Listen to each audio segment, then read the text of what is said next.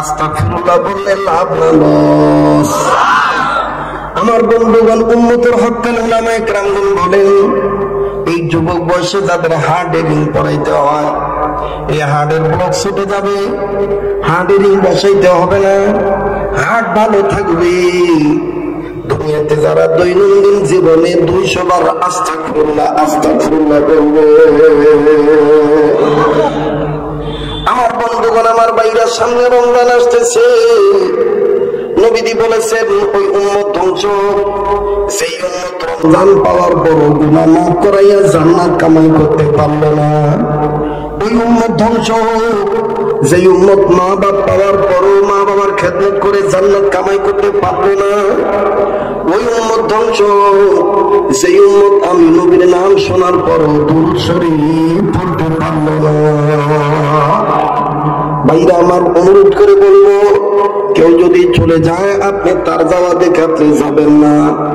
একটু পরে দেখবেন এই এসপি স্কুল মাঠ ময়দান থেকে মনে হবে কান্নার ভুল পয়দা হয়ে গেছে। একটু গভীর মনোযোগী হয়ে যান বাজান, আস্তাগফিরুল্লাহ বললে বলেন লাভ না লস? এর বাবাজি, ইমামে আহমদ ইবনে হাম্বল রাহমাতুল্লাহি আলাইহি উনি ওনার কিতাবের মধ্যে লেখেন, একদিন প্রচন্ড শীত মৌসুমে আমার বন্ধুগণ বিকেল বেলায় তিনি যখন কাইলুলা করতেছেন, এমন ঠান্ডা হাড় কাঁপানো শীত, ইমাম আহমদ ইবনে হাম্বল আল্লাহকে ডাক দিয়ে বলেন আল্লাহ। ডাক দেন না? আবার বলেন না? আবার বলেন না? বাইরে আল্লাহ ডাকতে ভাল লাগে না, খারাপ লাগে? ডাক দিয়ে বলেন আল্লাহ, শীত দেওয়ার মালিক তুমি, গরম দেওয়ার মালিক তুমি, তুমি রহিম তুমি করিম তুমি যে সত্তার, তুমি রহিম তুমি করিম তুমি যে সত্তার, তুমি খালিক তুমি মালিক তুমি যে জব্বার, তাই তো তোমার সিফাত হলো আল্লাহু আকবার, তাই তো তোমার সিফাত হলো আমি গুনাহগার গো আল্লাহ। বলেন আমি গুনাহগার গো আল্লাহ। নারায়ে তাকবীর। তো ইমাম আহমদ ইবনে হাম্বল ডাক দিয়ে কয় আল্লাহ, আল্লাহ আপনি শীত দেওয়ার মালিক, আপনি গরম দেওয়ার মালিক, ঠান্ডার সহ্য হইতেছে না আল্লাহ। আল্লাহ আমি যদি একটু আগুন তাপাইতে পারতাম তাহলে আমার জন্য খুব ভালো হইতো। কে আগুন ধরেছে আমি একটু দেখি। শুনতেছেন আপনারা? মনোযোগ ঠিক আছে? মনে রাখবেন, মুসলমানের প্রকৃত সম্পদ কয়টা? নাম্বার 1 তওবা, নাম্বার 2 আমি আপাতত তওবার কথাটা বলতেছি, কষ্ট হচ্ছে আপনাদের? তওবাকারীর দাম যে কত! আল্লাহু আকবার, আল্লাহু আকবার। মোহতারাম হাজিরিন, আমার বন্ধুগণ, ইমাম আহমদ ইবনে হাম্বল রাহমাতুল্লাহি আলাইহি ডেকে ডেকে বলতেছেন আল্লাহ, কেউ আগুন ধরাইছে কিনা আমি একটু দেখব। যদি কেউ আগুন ধরিয়ে থাকে আমি আগুন ধরানোওয়ালার কাছে যাব, আমি আগুন তাপাবো। ওই আগুন তাপাইলে তুই ঠান্ডা আমার কমে যাবে। জোরে আওয়াজ দিয়া বলেন সুবহানাল্লাহ। এবার বন্ধুরে,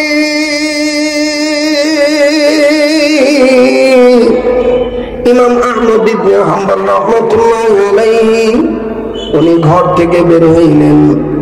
ঘর থেকে বের হইছে যখন, তখন সন্ধ্যার আগের ঘটনা। উনি নজর করে দেখতেছেন দূরবর্তী স্থানে কে জানি আগুন জ্বালাইছে। উনি বুঝতে পারলেন এটা চুলার আগুন, এটা মোমের আগুন নয়, এটা কুপির আগুন নয়। আগুন জ্বালাইলে দূর থেকে বোঝা যায় এটা বড় আগুন, চুলার আগুন নাকি মোমের আগুন। কথাগণ ঠিক কিনা? একটু মনোযোগী হয়ে যান বাজান। স্ত্রীরা যারা বসেছেন তারা বারবার নামবেন না, আর যারা নেমেছেন তারা বারবার ওঠার চেষ্টা করবেন না। ধাপ ধুপ আওয়াজ ব্রেনের ক্ষতি করে। যে যেখানে আছেন ওখানে থাকবেন বাবা, একটু ধৈর্য ধরবেন। দা গুড নিউজ কামস স্লোলি, ভালো কাজের রেজাল্ট আস্তে আস্তে আসে। ও দোকানদার ভাইরা, ও দাড়িওয়ালা বাবারা, ও পর্দার মা বোনেরা, যে যেখানে আছেন ওখান থেকেই মনোযোগী হয়ে কথাগুলি শুনবেন। ইমাম আহমদ ইবনে হাম্বল উনি নজর করে দেখতেছেন কে যেন চুলার আগুন জ্বালাইছি। ইমাম আহমদ ইবনে হাম্বল কাছে গেলেন, যাইয়া দেখেন অন্য কোনো ব্যক্তি নয়, এই চুলা যে ব্যক্তি জ্বালাইছেন উনি রুটি বিক্রেতা, উনি রুটি বিক্রি করে খান। এই পুরান বাস স্ট্যান্ডে মাঝে মধ্যে দেখবেন এই সিজনে এবং শীত মৌসুমে রাস্তার এই পার ওই পার মা বোন বাপ ভাই সংসারের জীবিকা নির্বাহ অর্জনের জন্য চিতই পিঠা ভাজে চুলা জ্বালাইয়া, তেলের পিঠা বানায় চুলা জ্বালাইয়া, আছে না নাই? এরকম ইমাম আহমদ ইবনে হাম্বল উনি দেখলেন এই লোকটা রুটিওয়ালা। কি বলা? আবার কোন কি বলা? রুটিওয়ালা। মুসলমান ভাইরা আমার বন্ধুরে, ইমাম আহমদ ইবনে হাম্বল ও মোবাইল অনুরোধ একটু মন দিয়া ওয়াজটা শুনেন বাবা, না ভালো। এতগুলো মানুষের মধ্যে একটা লোক যদি আল্লাহ হয়ে যায় তাইলে বাংলাদেশ নির্মাণ শ্রমিক ফেডারেশনের মাহফিল সাকসেস। কথা বলেন ঠিক কিনা? দিলের কান লাগায় কথাগুলি শোনা চাই। ইমাম আহমদ ইবনে হাম্বল রাহমাতুল্লাহি আলাইহি দেখতেছেন রুটিওয়ালা। ইমাম আহমদ ইবনে হাম্বল হাঁটে হাঁটে পা পা করে আগায় যাইতেছে আগুন তাপানোর জন্য। আলেম মানুষ বিদায় বিবেক বাধা দিল, এই রুটিওয়ালার অনুমতি বিহীন যদি আমি আগুন তাপাই, ফট করে যদি আমার কয় ওই হুজুর মুখে সুন্দর দাড়ি, চেহারায় বড় মুখ, পরনে বড় জুব্বা, দেখতে মনে হয় ধার্মিক পণ্ডিত, অনুমতি ছাড়া কেমনে আগুন তাপান? চুলা কি আপনি জ্বালাইছেন না আমি জ্বালাইছি? এরকম কথা বলতে পারে কিনা? যখন ডাক দিয়ে বলে আল্লাহ আমি অনুমতি নেই। ইমাম আহমদ ইবনে হাম্বল অনুমতি নিতে যাইয়া আবার বিবেক বাধা দিল, যদি সালাম না দেই, রুটিওয়ালা যদি মুসলমান হয়ে থাকে বলবে কেমন হুজুর হইলেন গো, কথার মধ্যে সালাম কালাম নাই। কারণ হুজুর কত দোষের অভাব নাই, হুজুর রাসূলে আটলেও দোষ, আস্তে আটলেও কথা কথা।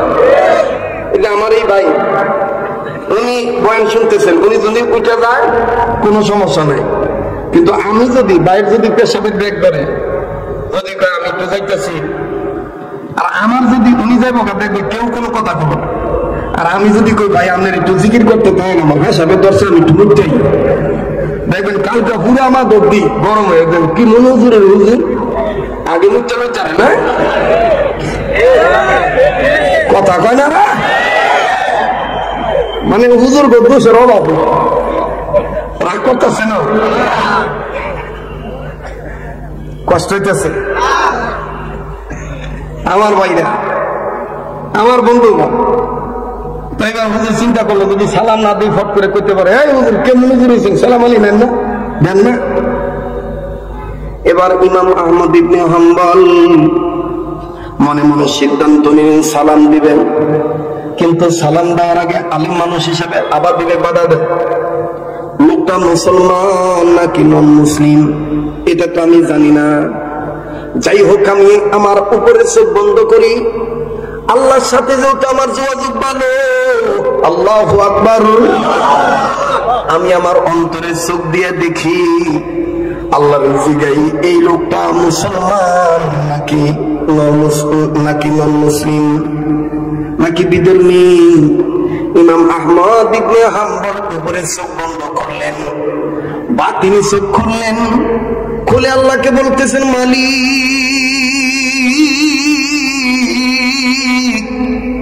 তুমি আমারে পরিচয় দিয়ে দাও, এই রুটিওয়ালা মুসলমান নাকি বিধর্মী। আল্লাহ ডাক দিয়ে কয় শুনলে ইমাম আহমদ ইবনে হাম্বল দেখতে মনে হয় সাধারণ রুটিওয়ালা, কিন্তু এই রুটিওয়ালা তুমি কি জানো সে আমার কাছ থেকে জান্নাতওয়ালা। অনেকে কইব বাংলাদেশ শ্রমিক নির্মাণ শ্রমিক ফেডারেশনের মাহফিল, এরা কি করবে ওয়াজ দিয়ে? শ্রমিকদেরকে ঘৃণা করেন না? শ্রমিক না থাকলে মালিকের দাম নাই, কথা হয় না? ভাড়াটে না থাকলে বাড়িওয়ালার দাম নাই, লেবারের দাম, লেবার না থাকলে মিস্ত্রির দাম নাই, কর্মচারী থাকবে কলকারখানার দাম বাড়বে, ক্রেতা থাকবে বিক্রেতার দাম বাড়বে, মুসল্লি থাকবে ইমামের দাম বাড়বে, মুরিদ থাকবে পীরের দাম বাড়বে। কাজেই শ্রমিক ছাড়া চলা যাবে করতেছেন, বাজার হইতেছেন তো আল্লাহ ডাক দিয়ে কয়, তোমার নজরে রুটিওয়ালা, কিন্তু আমি আল্লাহ কয়ে দিতেছি হ্যাঁ জান্নাত ওয়ালা। সুবহানাল্লাহ কইতেন না? কালকা কইল সুবহানাল্লাহ, জোরে কর কিওয়ালা, জোরে কোন কিওয়ালা? ভাই এর মধ্যে কে যে আল্লাহর পাগল হয়ে বসে রয়েছে এটা জানে কে? জোরে কোন কে? আল্লাহ। কিন্তু আমাদের সমাজে তো এমনও লোক আছে গাঁজা খাইতে খাইতে মুখ হলুদ হয়ে গেছে, শরীরের কাছে যাওয়া যায় না, পড়া ছাগলের মতন গন্ধ করে। এরাও বলে আল্লাহ, আল্লাহর জিকির বাদ দিয়া বাবার নামের জিকির করে, মাধবী নাই। কথা এত আসতে কোনকে মামলার ডরে হকের পক্ষে কথা কইতে বড় আছে কোন জিকির করে, তুমি আজমান বলে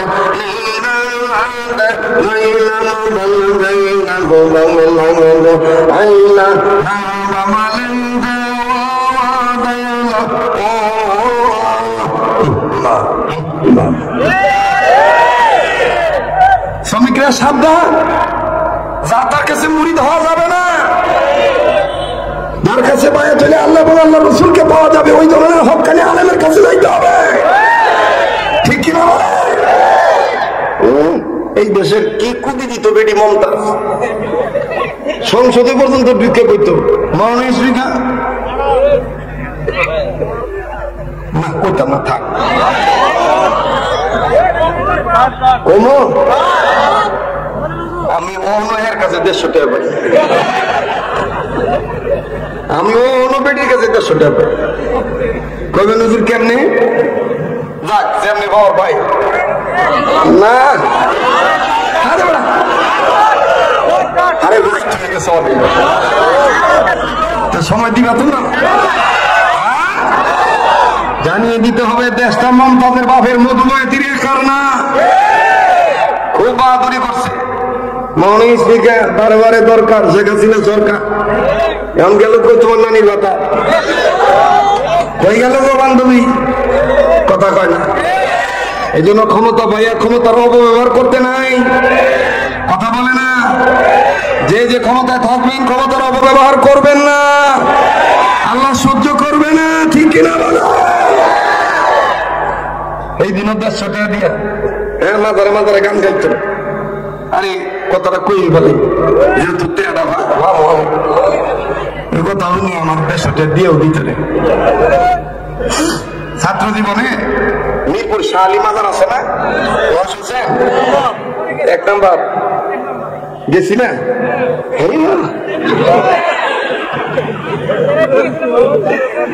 আমার আবার জন্মস্থান ওই এলাকা, তো আমি লেখাপড়া করছি এই শাহ আলী মাজারের পাশেই আরজাওয়াত মাদ্রাসা। তো বৃহস্পতিবারে আমাদেরকে মাদ্রাসার নিয়মে অর্ধেক ছুটি, মানে হাফ বেলা, বিকেল বেলা ছাত্র ভাইদেরকে নিয়ে 1 নম্বর যাইতাম কেনাকাটা করার জন্য।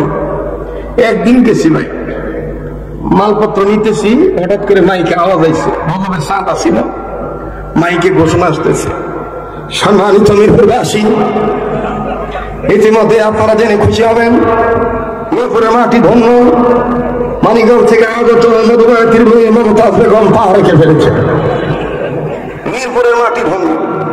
অতএব আপনাদেরকে বলতে চাই এর অদবের ছাদে আজকে হযরত শাহ আলী বাগদাদী রাহমাতুল্লাহ আলাইহি মাজার প্রাঙ্গণে আজকে পালাগানের পালা নিয়ে আসতেছেন ওলি আল্লাহর শান, গাইবে মমতাজ বেগম তার গান, মমতাজ বেগম, মমতাজ বেগম, এরকম কয় না?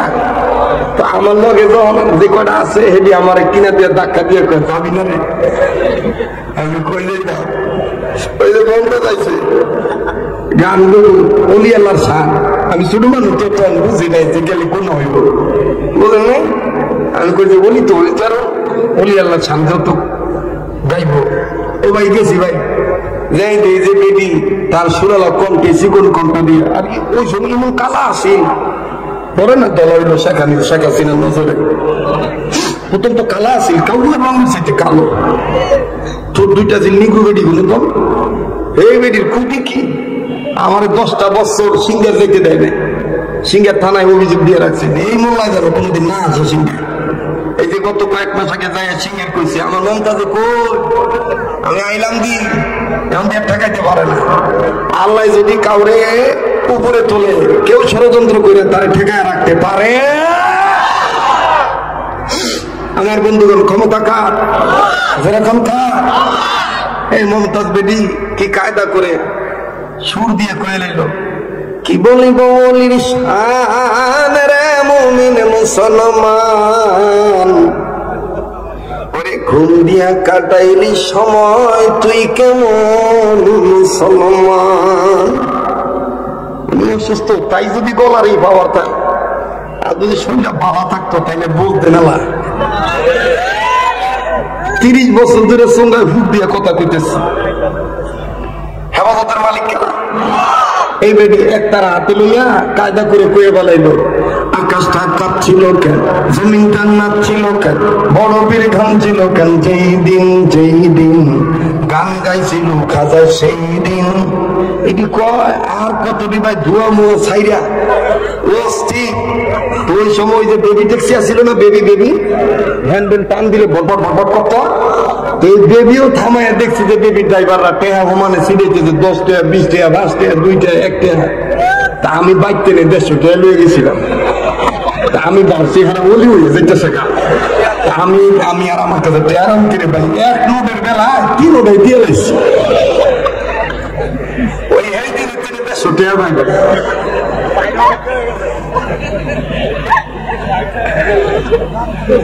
রাগ করলেন আমি রসিক মানুষ একটু সামাজিক চিত্র তুইলা নিয়ে বাস্তবমুখী কথা বলি রাগ করেন আপনারা আল্লাহ কবুল করেন যেরকম আমি এই দেশটা মমতাজের একার না এই দেশটা আল্লাহ ওয়ালাদের দেশ এই দেশটা টুপিওয়ালা দাড়িওয়ালাদের দেশ এই দেশে যারাই থাকবে তাদেরকে ইসলাম মেনে থাকতে হবে ইসলাম অমান্য করে যদি কেউ থাকতে যায় থাকতে পারবে জোর করে তবে লাস্টিং পাওয়ার বেশি হবে না নমরুদ ফেরাউনের যে পরিণতি হয়েছিল তাদেরও সেই পরিণতি হবে কথা বলেন ঠিক কিনা তাই এইবার ডাক দিয়ে কইতেছে ভাই মনে আছে কিনা জানি না কই জান্নাতওয়ালা হে রুডিওয়ালা হুজুরের ভিতরে একটা ঈর্ষা ঢুকছে আমি হুজুর হয়ে জান্নাত পাইছি কি পাই নাই গ্যারান্টি নাই আরে হে রুডিওয়ালা হয়ে জান্নাতওয়ালা হয়ে গেল এবার তো সালাম আলী দেওয়ানি লাগে এবার সালাম দিছে আসসালামু আলাইকুম ওয়া রাহমাতুল্লাহি ওয়া বারাকাতুহু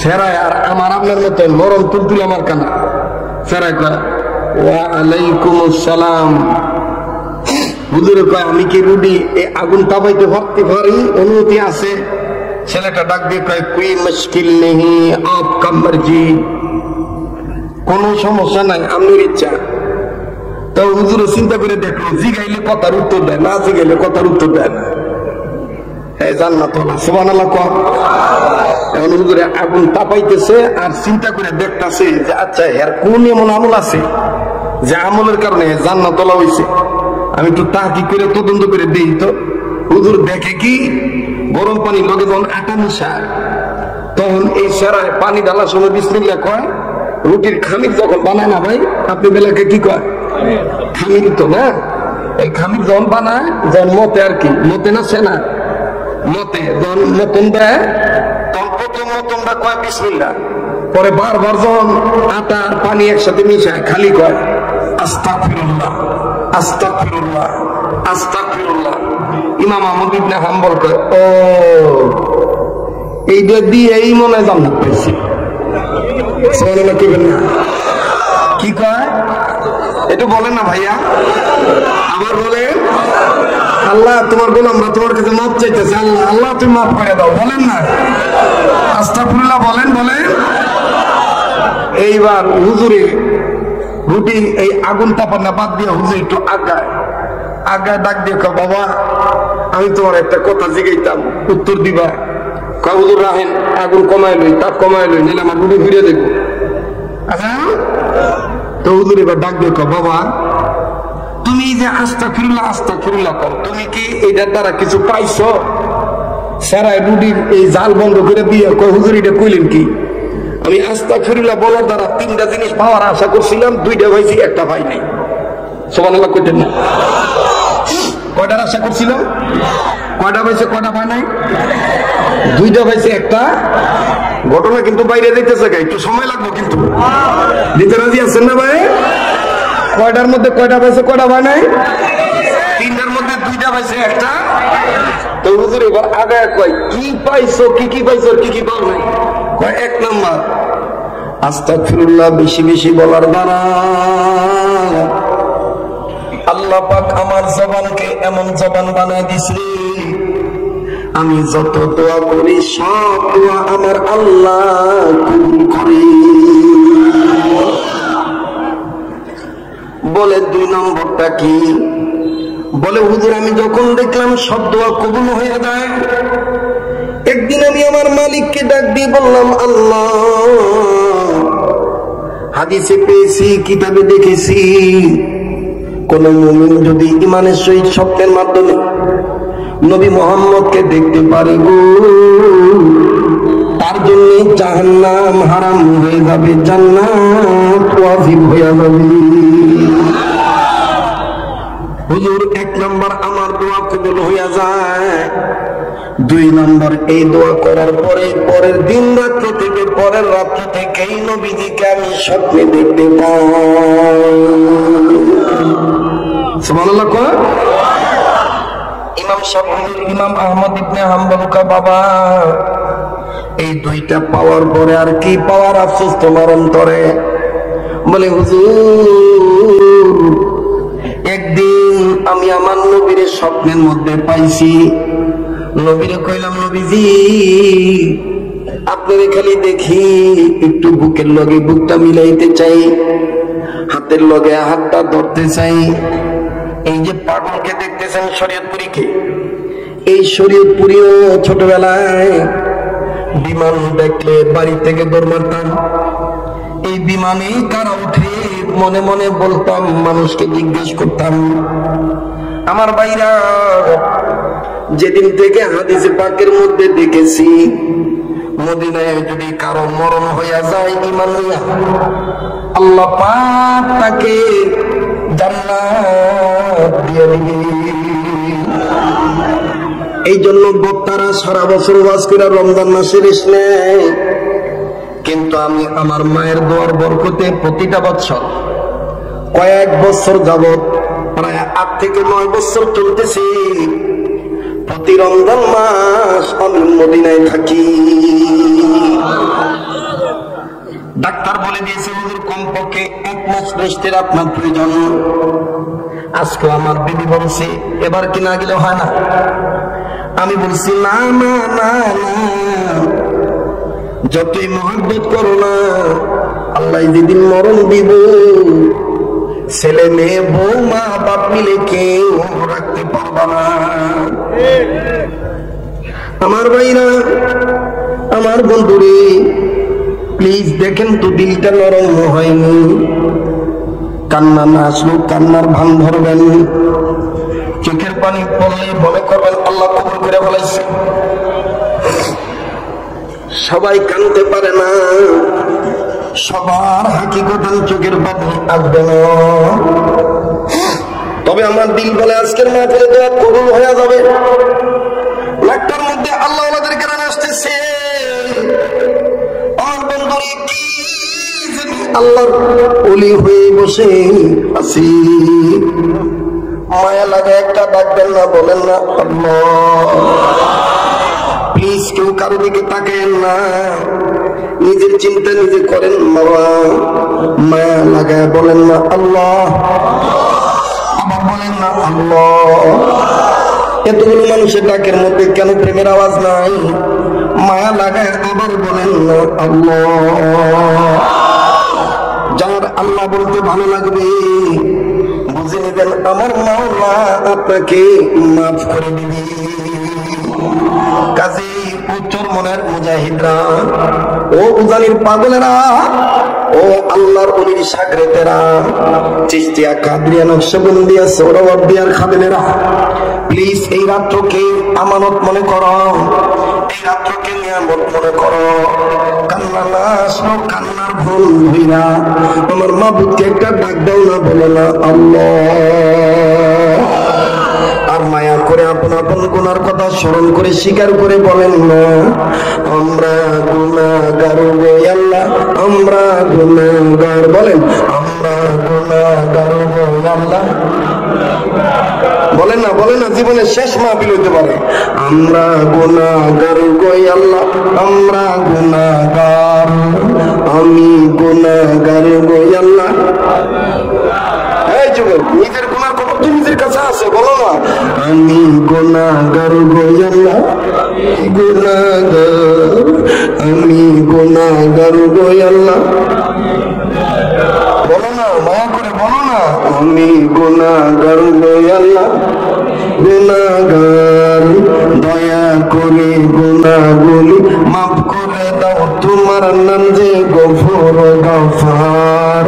আমি গুনাহগার গো আল্লাহ, বলো আমি গুনাহগার গো আল্লাহ। ইমাম আহমদ ইবনে হাম্বল বলেন, তারপরে কি হইল বলো, কোনটা তুমি পাও নাই?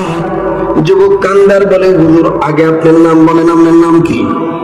ইমাম আহমদ ইবনে হাম্বল বলেন, আমার নাম তোমার জানার দরকার নাই, আমি তোমার যা জিজ্ঞেস করছি আগে তুমি বলো, এরপরে কি হলো? রুকিওয়ালা কান্দার ডাক দিয়ে বলে, আমি আমার নবীর ডাক দিয়ে বললাম, নবী আপনার হাতটা আমি একটু ধরতে পারিনি। নবীজি হাত বাড়িয়ে দিল, আমি নবীর হাতটা ধরলাম, হাতটা ধইরা নাকের কাছে নিলাম। আমার হাত দেখতেছি মেশক আম্বরের গ্রাম, জান্নাতের গ্রাম আসতেছি। আমি আবার নবীজির হাত ধরলাম। ও বাজান, খুব খেয়াল করে শোনা চাই। ইমাম আহমদ ইবনে হাম্বল বললেন, তারপরে কি হয়েছে? বলে, আমি নবীজির হাত ধরার পর নবীজিরে ডাক দিয়ে বললাম, নবী গো, নবীজি, কিয়ামতের ময়দানে আমি রুটিওয়ালা গরিব মানুষ, আমি এইভাবে আপনার হাত ধরে জান্নাতে যাইতে পারবো নি? নবী তখন আমার হাতের সাথে হাত লাগায় বলল, যুবক পারবা, তবে শর্ত হলো এই দুনিয়ার জমিনে যতদিন বেঁচে থাকবা আমার ওয়ারিস হক্কানি আলেমের হাতের সাথে হাত লাগায় চলবা। ও আগুন তাপাই না হুজুর। আমি আমার নবীরে বললাম, নবী দিব একজন হক্কানি আলেমের নাম বলেন না, যারা হাত ধরলে আপনার হাত ধরানো হবে। নবীজি বললেন, তিনি এই দেশেই থাকেন, তার নাম হলো আমার রুহানি সন্তান ইমাম আহমদ ইবনে হাম্বল। ইমাম আহমদ ইবনে হাম্বল চমকে উঠলেন, চমকে উঠে ডাক দিয়ে বলতেছেন, তখন কি হয়েছে? বলে, হুজুর ওই রাত্র থেকে এই পর্যন্ত আল্লাহর কাছে কত কান্দি, ইমাম আহমদ ইবনে হাম্বলের আমি সাক্ষাৎ চাই, কিন্তু হুজুর এতদিন চলে গেল, ইমাম আহমদ ইবনে হাম্বলের দেখা পাইলাম না। এই জন্য তিনটার মধ্যে দুইটা পাইছি, একটা পাই নাই। আপনারা বলেন, আগুনটা পাইতেছেন কে? কথা কয় না রে? ইমাম আহমদ ইবনে হাম্বল। ইমাম আহমদ ইবনে হাম্বল চিন্তা করে দেখলেন, আমার নাম নবীজি যুবকটার স্বপ্নের মাধ্যমে বলেছে, ও আল্লাহ তুমি আমারে এত ভালোবাসো। ইমাম আহমদ ইবনে হাম্বল চিন্তা করে দেখলেন, আমি যদি বলি আমার নাম ইমাম আহমদ ইবনে হাম্বল, যুবক বলতে পারে, হুজুর রুটি খাওয়ার ধান্দা মনে নিজের নাম নিজেই কইতাছে। কথা কয় না? কথা কোন ঠিক না বেঠি? ইমাম আহমদ ইবনে হাম্বল কয়, যুবক ইমাম আহমদ ইবনে হাম্বল চিনতে গেলে নবীজি কি তার নমুনা তোমারে বলে নাই? বলে হুজুর আমি আমার নবীকে বলেছিলাম ইয়া রাসূলুল্লাহ, কোন হুজুর যদি বলে আমার নাম ইমাম আহমদ ইবনে হাম্বল, আমি তারে কেমনে পরীক্ষা করবো, কেমনে বুঝবো সেই ইমাম আহমদ ইবনে হাম্বল? নবী বললেন যুবক, যার নাম ইমাম আহমদ ইবনে হাম্বল হবে, আমি নবী বলে দিলাম একমাত্র ইমাম আহমদ ইবনে হাম্বলের কাছে আমি নবীর গোপন প্রশ্নের উত্তর আছে। ইমাম আহমদ ইবনে হাম্বলই জানেন কিয়ামতের ময়দানে আমার পরিবারের কয়জন নারী আর দুনিয়ার কয়জন নারী হাসতে হাসতে জান্নাতে যাবে। ইমাম আহমদ ইবনে হাম্বলের কাছে আমার গোপন প্রশ্নের উত্তর আছে। বাবাজি বাসায় বলেছি ছোট্ট একটা বয়ান করে আমি চলে যাব, কিন্তু এই মাত্র সেই মাঠ যেই মাঠে 3.5 ঘন্টা 4 ঘন্টা পর্যন্ত বয়ান করে গেছি। কথা বলেন ঠিক না ঠিক? আমার বন্ধুগণ, আমার বাবাদিরা, চাইছিলাম ছোট্ট একটা বয়ান করে বিদায় নিয়ে চলে যাব, কিন্তু আল্লাহ তাআলা এই পাগলের এই বাংলা কণ্ঠ দিয়া, এই অসুস্থ বান্দাটার জবান দিয়া আপনাদের জন্য সেই ঔষধের দরকার, এই ঔষধ মোতাবেক আল্লাহ বয়ান বের করে দিতেছে। বলেন তো কবুল করার মালিক কে? ডাক দিয়ে বলে হুজুর ইমাম আহমদ ইবনে হাম্বল যে বলবে আমার নাম ইমাম আহমদ ইবনে হাম্বল, নবীজি বলেছে ইমাম আহমদ ইবনে হাম্বলকে চিনার রাস্তা 3টা। নাম্বার 1, তার কাছে আমি নবীর গোপন প্রশ্নের উত্তর আছে। নাম্বার 2, তার হাতের সাথে হাত লাগাইয়া, তোমার হাতটা যদি নাকের কাছে নাও, আমি মুহাম্মদের হাত ধরে যে গ্রান পাইছ, ইমাম আহমদ ইবনে হাম্বলের হাত ধরলে সেই গ্রানই পাইবা। এই কথা শোনার পরে ইমাম আহমদ ইবনে হাম্বল হাতটা পিছনে নিছে। যদি যুবক আন্দা গুন্দা হাতটা থাবা দিয়ে ধরে, আর দেখেন আমার অবস্থা কি, জ্বরে বকমরে ফিকিরি কেরামতি বাড়ে। কথা কোন ঠিক না ব্যাটি? ডাক দিয়ে বলে যুবক আর কি নমুনা? যুবক ডাক দিয়ে বলে নবীজি বলেছে ইমাম আহমদ ইবনে হাম্বল যিনি হবেন, যুবক তুমি যে আমল করে আমি নবীরে পাইছো, ইমাম আহমদ ইবনে হাম্বল সে আমল করবে। একটু করে কোন, আবার জোরে কোন সুবহানাল্লাহ। ইমাম আহমদ ইবনে হাম্বল কয় যুবক তোমার আমল তো আমি দেখলাম, তুমি বারবার ইস্তেগফার পাঠ করো। কয় না হুজুর না, আমার আরেকটা গোপন আমল আছে। ও বাংলাদেশ নির্মাণ শ্রমিক ফেডারেশনের ভাইরা, প্লিজ দিলটা নরম করো, এক ফোঁটা চোখের পানি দেখো গলাইতে পারো কিনা। যুবক কান্দার কয় হুজুর আপনার নাম আমি জানি না, তবে আপনি যেহেতু আমার আর একটা গোপন আমলের খবর জানতে চাইছেন, এইটা যদি জানতে চান আপনার আমার বাড়িতে যাইতে হইব। আপনি আমার বাড়িতে গেলেই বুঝতে পারবেন আমার আর একটা গোপন আমল কি। ইমাম আহমদ ইবনে হাম্বল বললেন যুবক তাইলে চলো তোমার বাড়িতে যাই। যুবক বলে হুজুর এই রুটি না বেচলে আমার মারে খাইতে দিতে পারবো না। ইমাম আহমদ ইবনে হাম্বল বললেন যুবক আজকের দিনে রুটি বিক্রি করে যত লাভ করার কথা ছিল, আমি ইমাম আহমদ ইবনে আমি পথিক তোমাকে এই টাকা দিয়ে দেব। নাম বলে নাই, নাম বলে নাই, তাও আমার একটু দেখাও তোমার গোপন আমল কি, খুব খেয়াল করেন। যুবকের সাথে ইমাম আহমদ ইবনে হাম্বল গেছেন, যাইয়া নজর করে দেখে একটা দোলনা, দোলনার মধ্যে বিড়ালের বাচ্চার চাইতো ছোট আকারে কে জানি 2 হাত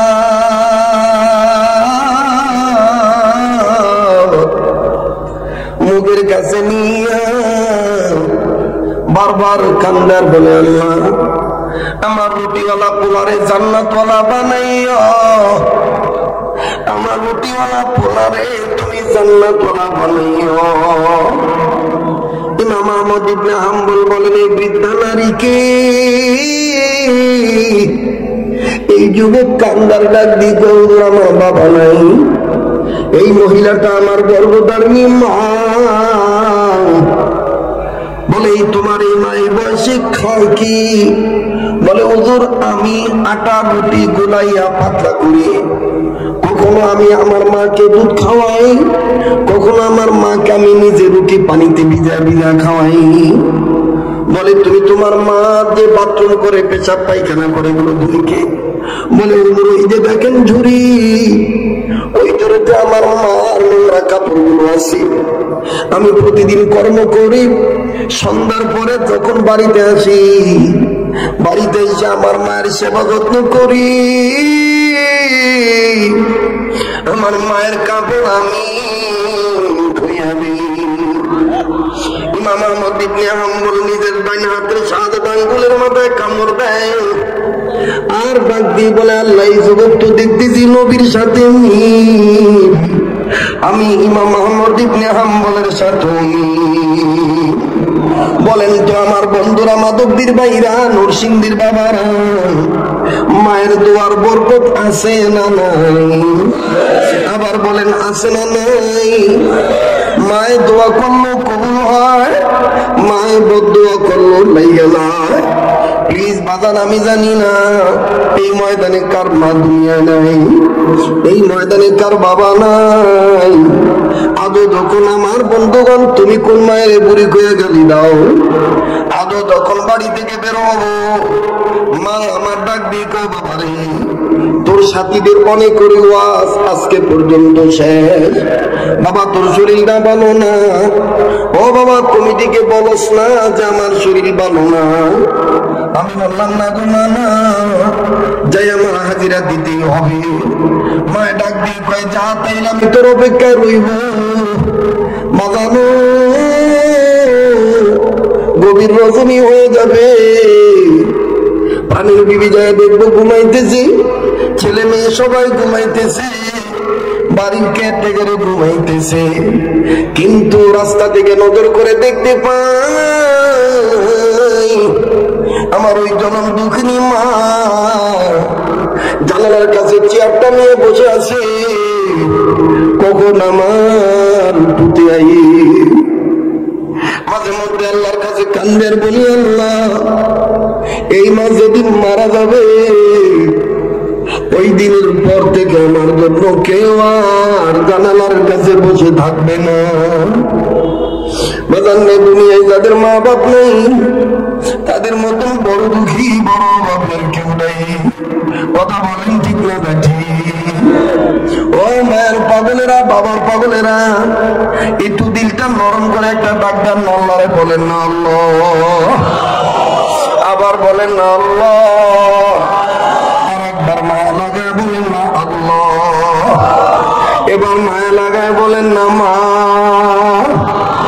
যার অন্তরে মায়ের ভালোবাসা আছে, আল্লাহকে ভয় করে মা শব্দটা বলেন না মা। প্লিজ বাজান, কেউ কোনো নড়াচড়া নাই, দেখেন দুদিকে দিলটা নরম হয়নি, মায়ের দোয়াও কবুল হয়, মায়ের মনে আঘাত দিল কিন্তু আল্লাহ নারাজ হইয়া যায়। ও বাংলাদেশ নির্মাণ শ্রমিক ফেডারেশনের ভাইরা, কারা গো মায়ের খবর নেও না? কারা গো মায়ের বুড়ি কয়ে গালি দাও? কারা গো বাবারে বুড়া কয়ে গালি দাও? মনে রাখো মা বাবার দোয়া যেমন কবুল হয়, মা বাবার বদদোয়াও কিন্তু তেমন লাইগা যায়। গত কয়েকদিন আগে আমার মাহফিল ছিল 19 তারিখে ভুলতা গাউসিয়া এলাকায় বলাইখা মাঠে। আমার বন্ধুগণ, আমি এই বয়ানটা করেছিলাম। একজন যুবক এই বয়ান শুনে দুনিয়ার জিন্দেগিতে বাস্তবে সে পাগল হয়ে গেছে। মায়ের এসে আঘাত দিছিল, এই যুবক তার জ্ঞান হারায় ফেলেছিল। আমার বন্ধুগণ, মাজার দুনিয়ায় নাই, তার মতন বড় দুঃখী বড় অভাবীর কেউ নেই। কথা কোন ঠিক কিনা? কার জানি মা কবরে, কার মা জানি হাসপাতালের বেডে। আমার বন্ধুর মায়ের বদদোয়া যে লাইগা যায়, একটু খেয়াল করে কথাগুলি শোনা চাই। আজ থেকে কয়েক বছর আগের ঘটনা। জামালপুর জেলায় আমার বয়ান ছিল, যদিও ঘটনাটা শেরপুর জেলায়। বাজানোর তৎকালীন সময় আমার নিজের গাড়ি ছিল না। বয়ান করার জন্য মহাখালী বাস স্ট্যান্ডে যাইয়া টিকিটের মাধ্যমে টিকিট কাটিয়া এরপরে বাসে উঠতে হইত।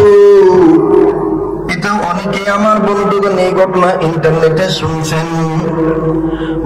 বাসে ওঠার জন্য টিকিট কেটেছি, টিকিট চেক করতেছে টিকিট মাস্টার, সিরিয়াল ধরে ধরে টিকিট চেক করতেছে।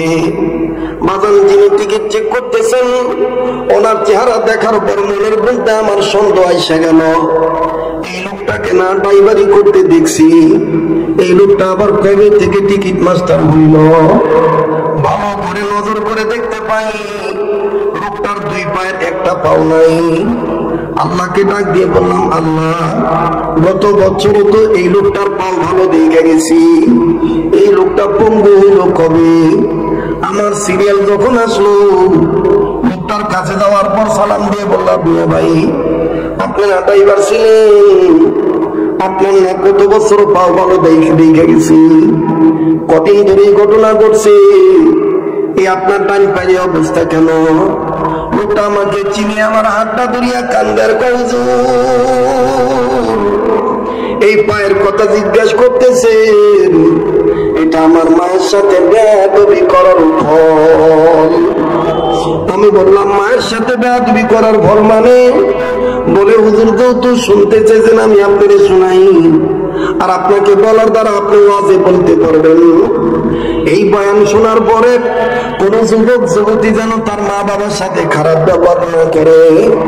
হুজুর মায়ের মনে কষ্ট দিলে যে আল্লাহ রাগ হইয়া যায়। হুজুর এটার বাস্তব হলো আমার এই পা হারানো। বললাম কেমন?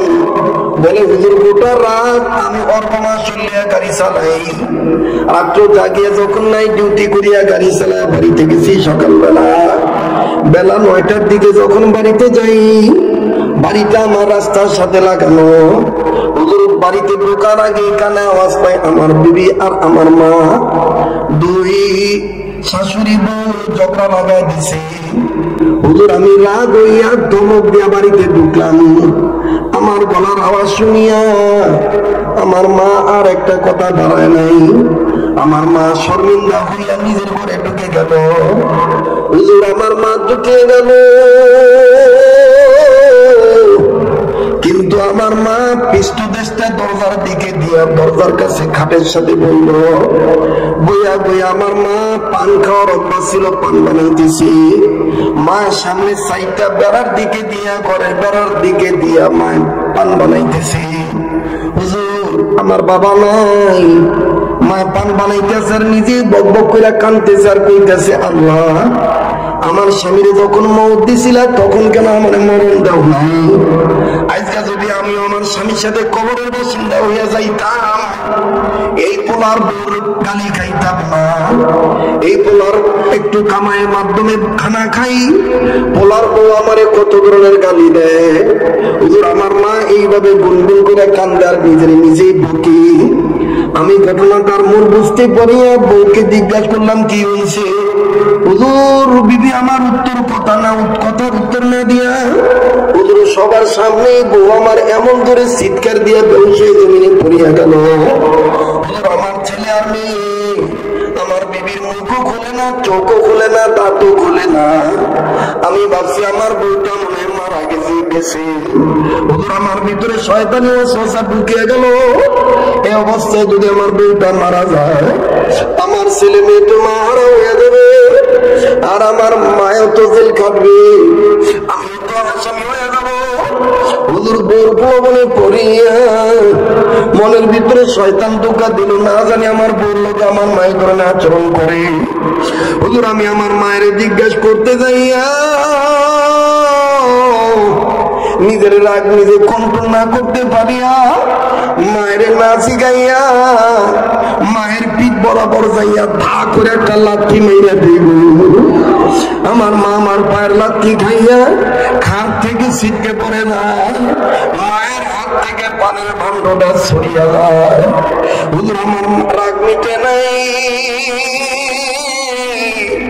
আমার মায়ের চুলের মুঠি ধরি আমি আর উল্টা পাল্টা যখন নাড়ানাড়ি করি ঝাঁকাঝাঁকি করি, আমার মায়ের আমি গালি দিই থাবড়াই, আমার মা কেমন জানি বোবার মতন হয়ে যায়। তবে হুজুর আমি বুঝতে পারছি লাত্তিটা জোরে মারছি, লাত্তিটা আমার মায়ের কুকসায় লেগে যায়। মা জননী কুকসাটার মধ্যে হাত দিয়ে কান্দে, মায়ের চেহারাটা জানি কেমন কালো হয়ে যায়। মা আমার দুইটা পাও জড়ায় ধরে কয়, আব্বু কোন পা দিয়ে তুই আমার লাত্তি মারস রে? ও আব্বা তোর বাবা নেই, আমি তোরে মানুষের বাড়িতে কর্ম করে খাওয়াইছি, আমি যে চাকরির কাজ করছি, বাবা তোর স্কুলে পড়াইছি, তোরা ড্রাইভিং সেন্টারে ভর্তি করছি। ও বাবা ড্রাইভিং লাইসেন্সের ব্যাপারে নিজের গহনা বিক্রি করে তোরে আমি লাইসেন্স পাওয়ার ব্যবস্থা করে দিয়েছি। বাবা তুই কি পাগল হয়ে গেছ? বাবা তুই কেন আমার লাত্তি মারস রে? বাবা হুজুর আমার মায়া লাগলো না, আমি আমার মায়ের যখন আর একটা লাত্তি দিলাম, আমার মায়ের জমিনে চিটে পড়ে যায়, মায়ের জমিনে মাটি নাড়াচাড়া করে আর চোখের পানি ছেড়ে ছেড়ে নিজে নিজে কান্দার কয়, আল্লাহ এমন পোলার পায়ের লাত্তি খাওয়ার আগে কেন আমার মরণ হইল না? ও আল্লাহ কেন আমার মরণ দিল না? আল্লাহ নিজের পোলার পায়ের লাত্তি খাওয়ার আগে কেন আমার মরণ হইল না? আমার মায়ের আওয়াজ শুনিয়া, কান্নার চিৎকার আওয়াজ শুনিয়ে এলাকার মানুষজন জমা হয়ে যায়। আমার বাচ্চা মেয়েটা দৌড়ে আমার মায়ের কাছে আসে, বুয়ার দাবা দাবি দেখে ডাক দিয়ে বুয়া তুমি কাঁদো কেন? আব্বাই কি তোমারে মারছিনি? আমার মা কইছে গারে, আমার মা তখনও কয় না তোর বাবা আমার লাত্তি মারছে। আমার মা নিজের কোমরে নিজে টোলে আর কয়, দাদু ভাই ও কিছু না, এটা আমার কপালে আসিল। দাদু ভাই তোর আব্বার পায়ের লাত্তি খাওয়ার আগে কেন আল্লাহ আমার মরণ দিল না? হুজুর আমার মেয়েটা বুঝা ফেলাইছে যে আমি আমার মায়ের লাত্তি মারছি। আমার মেয়েটা দাদির ওই জায়গায় আক্রান্ত জায়গায় বারবার হাত দেয়, আর দাদির চোখের বাড়ি মুছে দিয়ে কান্দে আর কয়, দাদু গো তুমি কান্দো না। আর মেয়েটা আমার দিক তাকাইয়া কান্দে আর আমার কিলকুচি কুদায়, জামা কাপড় টেনে টেনে বলে, তুমি কেমন পোলা? নিজের পোলা কোনদিন নিজের মায়ের গায়ে ভাবে লাত্তি মারেনি। শিগগিরি আমরা দাদুর কাছে মাপ চাও। আর কি লেগে তুমি তোমার মায়ের মারছো? দুষ্ট তোমার মায়ের না, দুষ্ট আমার মায়ের। আমার মেয়েটা বারবার কান্দার ডাক দিয়ে বলে, ও আব্বু দুষ্ট তোমার মার না, দুষ্ট আমার মায়ের। তোমার মায়ের আমার মা প্রায় এইরকম খোটা দিয়া বাইর থেকে বাইর করিয়া দেয়, মাঝে মধ্যে খাওন দেয় না, দাদি না খাইয়া দরজা আটকে ঘুমায়, তোমারে বুঝতে দেয় না। দুষ্ট আমার মায়ের, দুষ্ট তোমার মান না। হুজুর যখন আমার নিজ মেয়ে যখন এরকম আমার মায়ের পক্ষে সাক্ষী দেয়, আসমানটা বাইঙ্গা মনে আমার মাথায় পড়লো। হুজুর আমার শরীরে কাপড়ে ছুটিয়া গেল, আমি কোন মায়ের লাগতে পারছি, হায় হায় কি করলাম? হুজুর আমার মেয়ে বারবার আমার তোমার মার কাছে মাপ চাও। হুজুর আমার মা আমার আর আমার মেয়ের ঘর থেকে ধাক্কা দিয়ে বাড়ি করে দিয়ে দরজা লাগাই দেয়, আর মা গড়াগড়ি বাইরে কান্দি। ওদিকে বিবির মাথায় পানি ঢালার পরে বিবির জ্ঞান ফিরে আসলো। বিবি এখন জ্ঞান ফিরার পর যখন জানছে তার কারণে মায়ের লাত্তি মারছি, আমার বউ এখন উল্টাইছে আমার লাগ ধারে আর ডাক দিয়ে, তুমি আবার মায়ের মারতে গেছো কেন? নাকি যা হয়েছে ভুলিয়া যাও, আগামীকালকে প্রয়োজন বোধে কাজের থেকে আসার পর তুমি আর আমি মায়ের পাও দুইটা মাপসামো, মায়ের পাও দুইটা মাপসামো, মায়ের মাপ না দেওয়া পর্যন্ত পাও ছাড়বো না। সারাটা দিন আমার মা আর দরজা খুললো না। হুজুর আমার খাওয়াও হইল না, ঘুম হইল না, হুজুর আমার রেস্ট হইল না। হুজুর পরে ওই বিকেল বেলা সন্ধ্যার সময় তো আবার আমার টিপনিয়া টাকা মুখে আসতে হবে। আমার বিবি কোন মতন আমার নাস্তা করে দিয়া,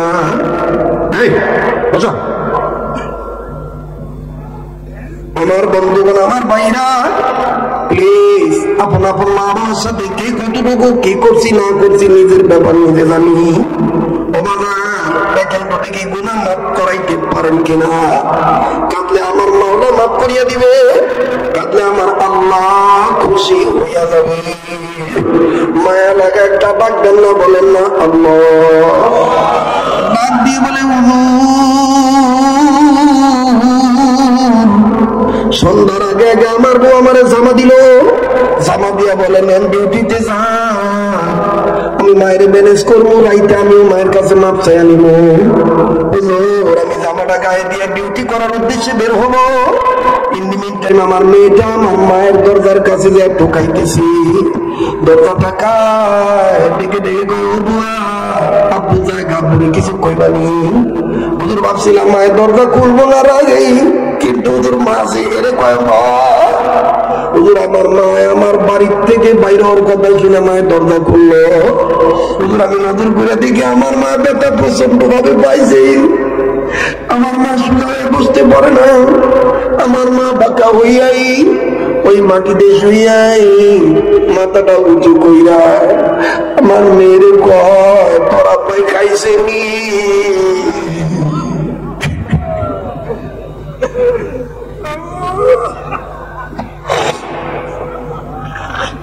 তোর আব্বাই খাইছেনি, তোর আব্বারে খাইয়া যাইতিব, তোর আব্বার হইছে না। তখন এমন হয়ে গেছি মনটা চাইতেছে মায়ের যায় পাও দুইটা জোড়া ধরবে।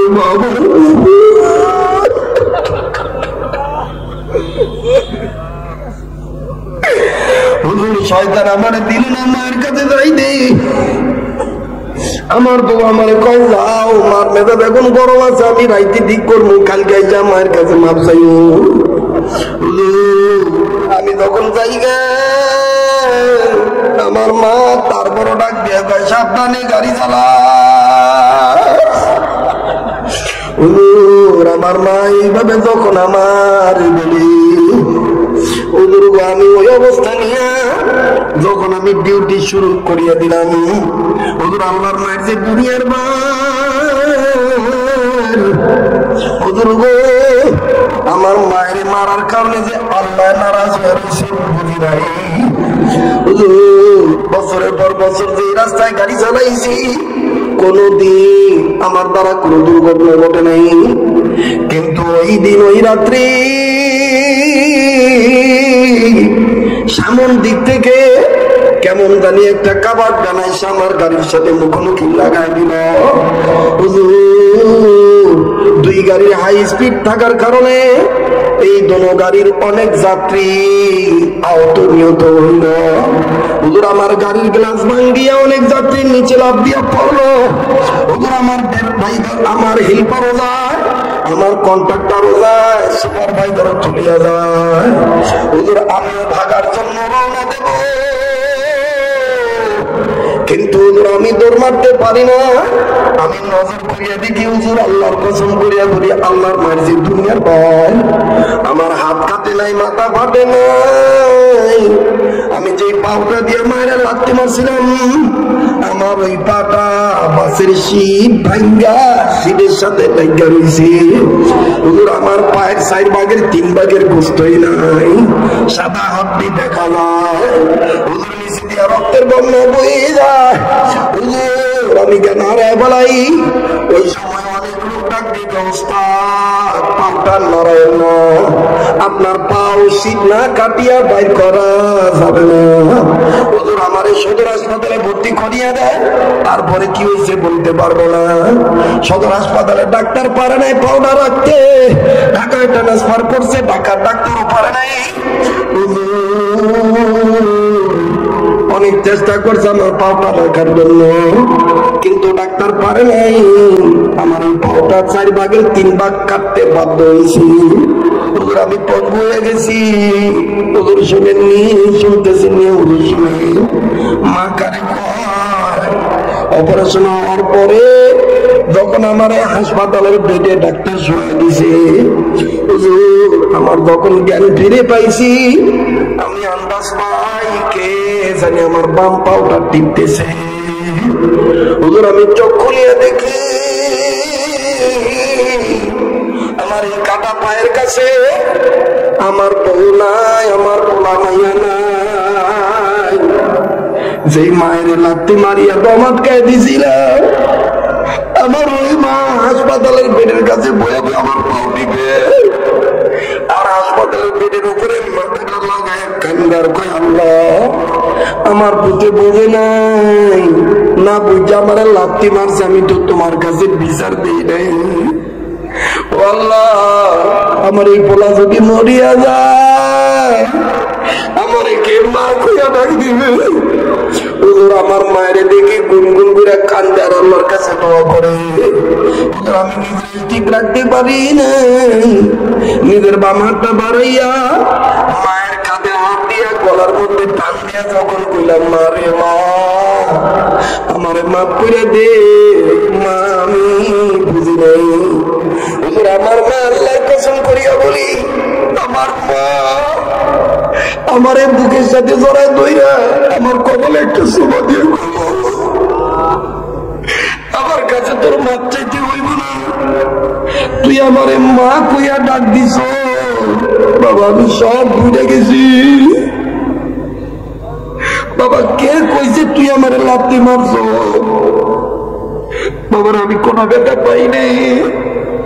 আল্লাহর কাছে হাজার শুকরিয়া, আল্লাহ করে বাঁচা রাখছে।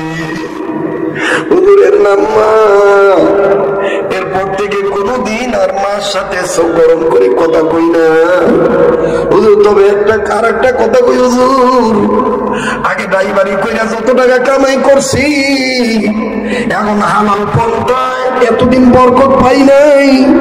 আমার মায়ের খেদমত কইরাই অবস্থায় মায়ের দোয়া নিয়ে আসা যাওয়া করি, আল্লাহ অল্পের মধ্যেই অনেক বরকত দিয়া দেয়।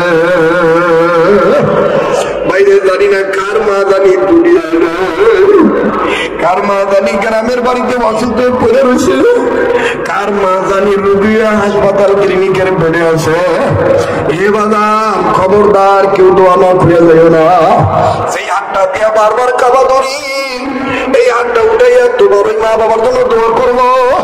আসো না ওই মা বাবাকে সুস্থ করার নিয়তে আল্লাহ একটা আল্লাহরে ডাক দিয়ে বলেন না আল্লাহ দেন না, মায়ের পাগলের দেন না, দেন না,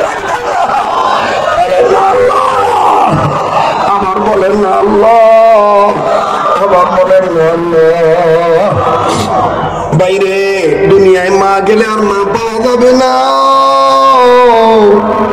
আমি জানি না ওই মা কার দুনিয়ায় নাই। এই যুবক কান্দার ডাক দিয়ে বলে হুজুর আমি রুটিওয়ালা মায়ের খেদমত করে বাদানি বাড়ি ইমাম আহমদ ইবনে হাম্বল রাহমাতুল্লাহ আলাইহি মায়ের কাছে যায় কান্না গায় শুনে মায় কয় আল্লাহ আমার এই পোলা গরিব মানুষ রুটি বেচা খায়, আল্লাহ তো তুমি তার কাছে জান্নাত বেচা দাও। আল্লাহু আকবার, বলেন আল্লাহু আকবার। আল্লাহ তারে তুমি তওবাকারীর অন্তর্ভুক্ত করে নাও, আল্লাহ তাকওয়া নামক সম্পদ তারে তুমি দান করে দাও। এবার ইমাম আহমদ ইবনে হাম্বল ডাক দিয়ে কইবে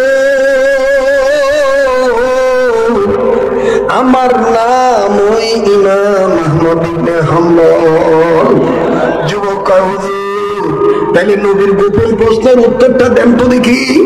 ইমাম আহমদ ইবনে হাম্বল ভাই রাত্র হয়ে গেছে, আজকে থাক নাকি আর 10-15 মিনিট দেওয়া যাবে তো ইনশাল্লাহ। কারা কারা এই কাবা ধরা হাতের সাথে হাত উঠাই আপন মা বাবার জন্য দোয়া করে একসাথে দেবেন ইনশাল্লাহ। শেষ ভালো না সব ভালো তারা। নারায়ে তাকবীর, নারায়ে তাকবীর। হাত নামান, আল্লাহ কবুল করেন, বলেন আমিন।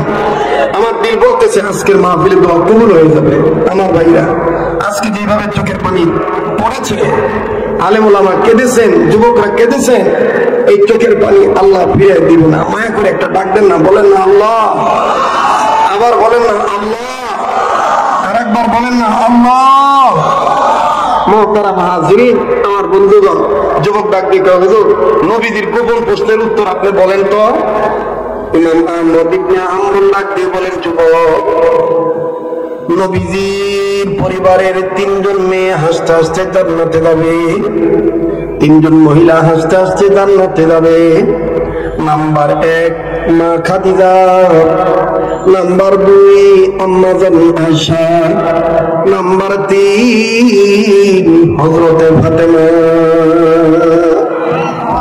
যুবক ডাক দিয়ে হুজুর অন্যান্য পরিবারের কোন স্বামীর 2 স্ত্রী জান্নাতে যাবে বলেন?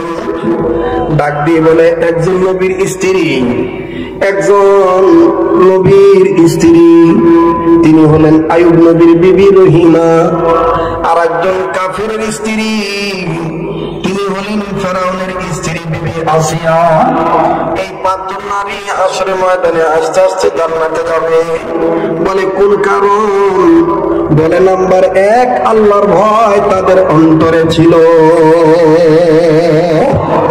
এবার রুটিওয়ালা যুবক ডাক দিয়ে কয় হুজুর আপনার কথার সাথে নবীদের উত্তর মিলে গেছে, এখন আপনি মনে কষ্ট নেবেন না, আপনার হাতটা দেন। আপনার হাতটা ধরলেই বুঝবো আপনি ইমাম আহমদ ইবনে হাম্বল কিনা। ইমাম আহমদ ইবনে হাম্বল ডাক দিয়ে বললেন যুবক নাও তুমি আমার হাত ধরো। এবার যুবক ইমাম আহমদ ইবনে হাম্বলের হাত ধরলেন, হাত ধরিয়ে যুবক নাকের কাছে হাতটা নিলেন। যুবক কান্দার ডাক দিয়ে ওয়াল্লাহি বিল্লাহি তাল্লাহি আল্লাহর কসম করে বলি নবীজি আমার ঘরে তাশরিফ আনার পরে যে গ্রান পাইতাম, নবীর হাত ধরার পর যে গ্রান পাইতাম, আপনার হাত ধরার পরে হাতটা নাকের কাছে নেওয়ার পর ওই গ্রানই পাই।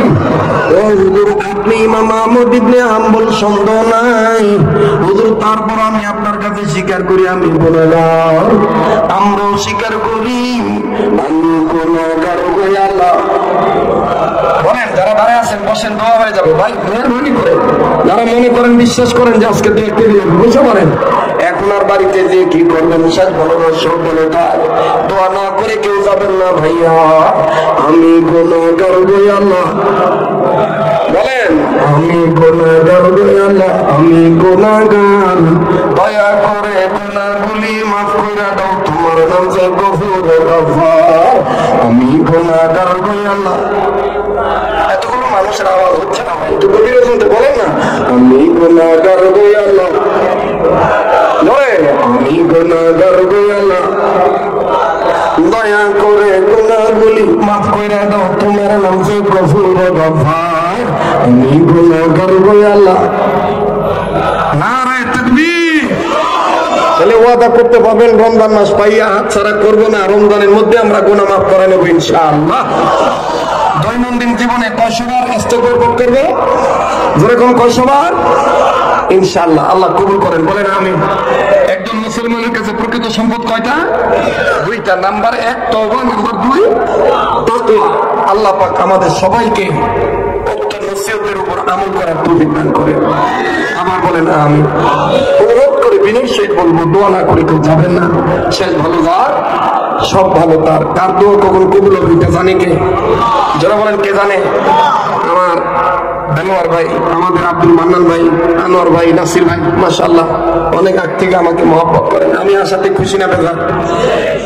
আমাদের উদ্বোধক সাহেব আছেন, অতিথিবৃন্দ আছেন, আমি ওয়াদা দিয়ে গেলাম যদি আমার সাথে যোগাযোগ রাখে। এই বছর তো একটু লেন্ডিং করছে, মানে ডেট পেতে গড়িমসি করছে, দেরি করে হয়েছে।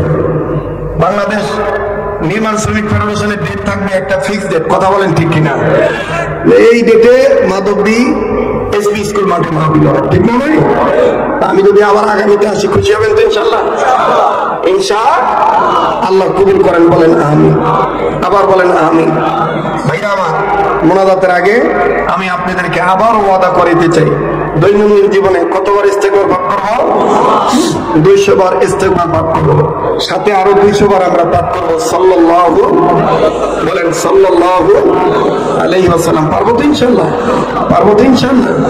আর মা বাপ বেঁচে থাকলে মা বাবার খেদমত করবো, মরে যেয়ে থাকলে তাদের কবর জিয়ারত করবো, তাদের জন্য বেশি বেশি দোয়া করবো। পারবো না ইনশাআল্লাহ? আল্লাহ কবুল করেন, বলেন আমিন। আমার ভাইরা, আমার জন্য আপনারা দোয়া করবেন, আমি আপনাদের জন্য আপনাদের পক্ষ থেকে রাসূলুল্লাহ রওজায় সালাম পৌঁছে দেবো ইনশাআল্লাহ। আপনারা রমজান মাসে আমাকে বলবেন না তো, ইফতার সামনে নিয়ে রোজাদাররা দোয়া করলে দোয়া কি হয়? কবুল হয়। ওই সময় আমার জন্য দোয়া করবেন তো? আল্লাহ যেন আমাকে ভালো রাখে, সুস্থ রাখে, আপনাদের সাথে এই মহব্বত যেন আল্লাহ মৃত্যু পর্যন্ত সহিভাবে কবুল করেন, বলেন আমিন।